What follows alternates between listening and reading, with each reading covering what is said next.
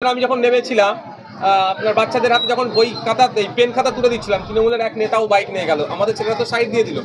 এই কনফিডেন্সটা প্রশাসনের ছিল, এখানে তৃণমূলের নেতা গেলে তাদেরকে কিছু বলবে না, কারণ আইএসএফ এই হিংসাতে জড়ায় না। আর ওইখান থেকে কেন আমাদেরকে অন্য রুটে যাওয়ার জন্য সাজেস্ট করলো? আমি তো এখানে আসতে চাইতাম, কি আসতে পারতাম না? আমাকে আটকাতে পারতো, সেটা আমি আটকাতে পারতো না, কিন্তু উনি আমাকে সাজেস্ট করেছে। কাছে এই বিষয়টা খবর গেল, প্রশাসন বারণ করলো, প্রশাসনের কথা সেই অর্থেরা শুনেনি। তাহলে প্রশাসনের উচিত হচ্ছে কড়া হাতে দমন করা। আর এই দেখুন, আমাদের এই প্রোগ্রামটাকে আমরা পূর্ব ঘোষিত প্রোগ্রাম, জনসংযোগ আমি থাকি, এই বিষয়টা প্রশাসনকে আমাদের গত চার পাঁচ দিন আগেই জানিয়ে দেওয়া হয়েছে। কিন্তু দুর্ভাগ্যের বিষয়, হঠাৎ করে তৃণমূল কংগ্রেসের পক্ষ থেকে এই এলাকায় প্রোগ্রাম করছে। করুক না, একটা কোনো একাধিক প্রোগ্রাম হোক না, কিন্তু কোনো এলাকাকে যদি হিংসার দিকে ঠেলে দিয়ে আপনার ভাষায় উত্তপ্ত করার জন্য হয়, তাহলে এলাকার মানুষ কিন্তু এক জবাবটা গণতান্ত্রিক প্রক্রিয়াতেই দেবে। এই ফুলবাড়ি যে শর্ট রুট ছিল, সেই রুট দিয়ে আপনার গাড়ি ঢুকছিল, কিন্তু পুলিশ প্রশাসন বাধা দিয়েছে, টিএমসির মিটিং চলছে বলে রং রুট দিয়ে আপনাকে না, দেখুন, পুলিশ প্রশাসন বাধা দেয়নি, জিনিসটা একটু ক্লিয়ার করা দরকার। হ্যাঁ, শর্ট রুট দিয়ে আসা যেত, প্রশাসনের যিনি কর্তা আমার সাথে ছিলেন তিনি আমাকে রিকোয়েস্ট করলেন যদি এই রুটের পরিবর্তে অন্য রুট দিয়ে যান আমাদের তাহলে সুবিধা হয়। সেক্ষেত্রে দেখুন, আমরা প্রশাসনকে সবসময় সহযোগিতা করি, আর এই হিংসা ফ্যাসাদদের মধ্যে আমরা সবসময় এড়িয়ে থাকার চেষ্টা করি। তৃণমূল কংগ্রেস ইচ্ছাকৃতভাবে এটাকে এই হিংসাটা তৈরি করতে চাই। দেখুন, এটা থেকে একটা জিনিস তো স্পষ্ট হলো, আইএসএফ হিংসা এটাকে এড়িয়ে চলার চেষ্টা করে, হিংসাই পা দেওয়ার চেষ্টা করে না। আপনি তখন এখানেই প্রোগ্রাম আছে, এখানে যদি তৃণমূলের, আমি যখন নেমেছিলাম আপনার বাচ্চাদের হাতে যখন বই খাতা পেন খাতা তুলে দিচ্ছিলাম, তৃণমূলের এক নেতাও বাইক নিয়ে গেল, আমাদের ছেলেরা তো সাইড দিয়ে দিল।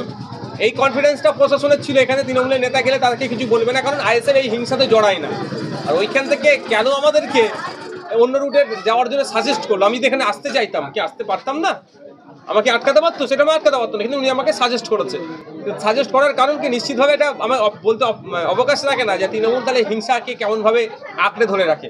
ভাঙড়ে প্রকাশ্যে দুষ্কৃতীদের দাবাদাবি এবং প্রকাশ্যে মাইক শোটে এত থানা ভাঙড়ে হলো, প্রশাসন কি করবে? সেটাই তো প্রশ্ন।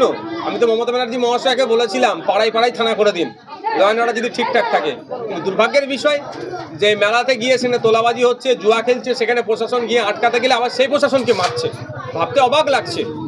আজকে ভাঙড়ের প্রশাসন, ভাঙড়ের ডিভিশনে যারা কর্তারা আছে তাদের কাছে অনুরোধ করবো এটা যে আপনারা দেখুন যে কিভাবে ভাঙড়ের বদনাম করা হচ্ছে। আমরা ভাঙড়কে শান্তিতে রাখতে চাই, শান্তিপূর্ণ ভাঙড়ে আমরা সবসময় চাই, কিন্তু ভাঙড়কে যারা উত্তপ্ত করছে তাদের বিরুদ্ধে আইনত ব্যবস্থা নিন, অন্যথায় ভাঙড়বাসী কিন্তু আপনাদের বিরুদ্ধে কথা বলবে গণতান্ত্রিক প্রক্রিয়াতে। আচ্ছা, যে 500 জন কর্মী, যেটা জমি কমিটির সদস্য বলো বা আইএসএফ কর্মীরা, এরা তৃণমূল কংগ্রেসে যোগদান করছে শওকত মোল্লার হাত ধরে, এই বিষয়টা কিভাবে দেখছেন? দেখুন, আমি একটা কথা বলবো। আমরা একটা বাচ্চাবেলায় গল্প পড়েছিলাম, সে কুমিরের বাচ্চা।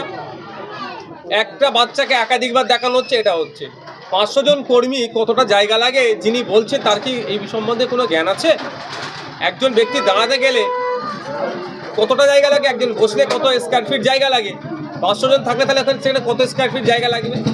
বলতে তো ট্যাক্স লাগে না? হ্যাঁ, কয়েকজন কর্মী গিয়েছে, সে কয়েকজন কর্মী যাওয়ার পিছনে অনেক কারণ আছে। হ্যাঁ, অবশ্যই আইএসএফের কর্মী কয়েকজন গিয়েছে, যাওয়ার পিছনে কারণ আছে। কাউকে ভয় দেখাচ্ছে, কাউকে চমকাচ্ছে, কাউকে ধমকাচ্ছে, মিথ্যা মামলা দেবো, কে মামলায় ফেঁসে আছে, পারিবারিক কোনো ব্যাপারে ফেঁসে আছে, সেখান থেকে পরিত্রাণ পাওয়ার জন্য।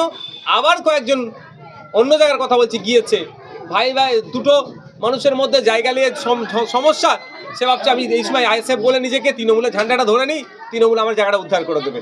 আইএসএফের ভালোবাসার মানুষ সদস্য ছিল। তবে যাই যাক না কেন, আমি এটা বলতে পারি, আপনি দায়িত্ব নিয়ে ভোটটা কিন্তু আইএসএফের ইভিএমে আইএসএফের পক্ষেই আসবে। তো যারা তৃণমূল কংগ্রেসে যোগ দিয়েছে, আমার সজ্ঞানে জানা নেই তারা এর আগে হাতে মাইক পেয়েছে কিনা, তারা দাবি করছে যে ঠিক পলিয়ার 2 নম্বর অঞ্চলে তারা আইএসএফ দলটা এনেছে। তাহলে ভাঙড়ের এত নেতাকর্মী তারা কারা? এও দাবি যে কেউ করতে পারে, এনেছে, এখন তিনারা ভালো লেগেছে, তৃণমূলে গিয়েছে। কিন্তু আমি আপনাদেরকে আবার বলছি, আমার কথাটা বোঝার চেষ্টা করুন, কারো কিছু সমস্যাতে পড়েই যাচ্ছে তৃণমূলে, সমস্যার থেকে পরিত্রাণ পাওয়ার জন্য ভোটটা কিন্তু আইএসএফই থাকবে।